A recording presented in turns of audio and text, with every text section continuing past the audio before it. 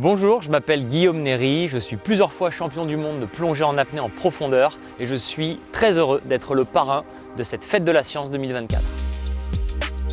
L'apnée en profondeur, je pense que tout le monde connaît, puisque tout le monde a vu le film Le Grand Bleu. Là, c'est à peu près la même chose, sauf que moi je descends et je remonte sans aucune assistance extérieure, c'est-à-dire en palmant, en utilisant juste la force musculaire. La véritable rencontre, le véritable déclic, ça a eu lieu ici, dans la rade de Villefranche, alors que j'avais 14 ans et que j'ai mis un masque. Et j'ai découvert la profondeur, j'ai découvert cet appel de l'inconnu. Je pense que c'est dans ce bleu profond que ma véritable rencontre a eu lieu. Cette rencontre, elle a tout du coup de foudre, du sentiment amoureux, parce qu'à partir du moment où j'ai découvert cette discipline, l'océan et la manière de l'explorer, à savoir en apnée, c'est-à-dire de la manière la plus naturelle possible, ça a occupé toute ma vie, c'est devenu une obsession, c'est devenu une passion, c'est devenu un art de vivre. Donc oui, ça a tout d'une rencontre amoureuse. C'est quand même s'aventurer à un endroit où on n'est pas très nombreux à aller. Et donc ça implique forcément une certaine démarche, un certain état d'esprit qu'il faut adopter. Je dirais on ne peut pas y aller n'importe comment. Il y a une obligatoire humilité à adopter parce qu'on se sent tout petit, on se sent vulnérable. Et je pense que ça crée un lien avec la nature, ça crée un lien avec l'eau, avec l'océan.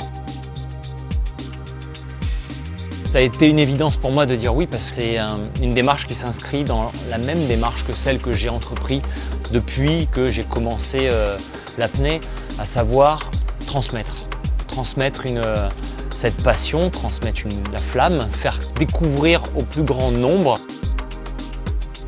La Fête de la Science, c'est un événement qui est extraordinaire parce qu'à l'échelle nationale, ça s'adresse à absolument tous les publics. Que ce soit les plus jeunes jusqu'aux personnes les plus âgées, il n'y a pas d'âge pour découvrir à quel point la science permet de répondre à tellement de questions qu'on se pose, à quel point ça permet de découvrir, de développer notre curiosité sur absolument tout ce qui nous entoure. Donc oui, pour moi, ça a été comme une évidence.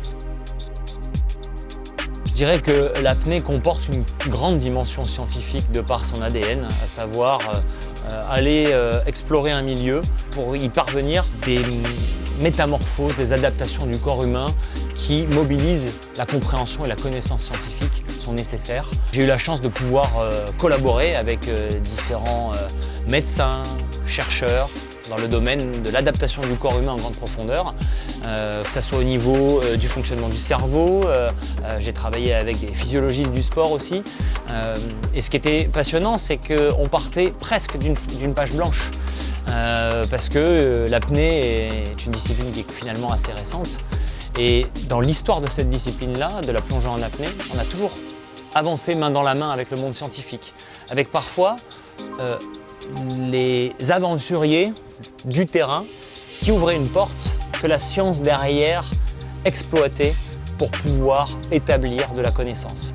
Et moi j'ai toujours aimé cette espèce de relation main dans la main que le monde de l'apnée a entretenu avec le monde scientifique.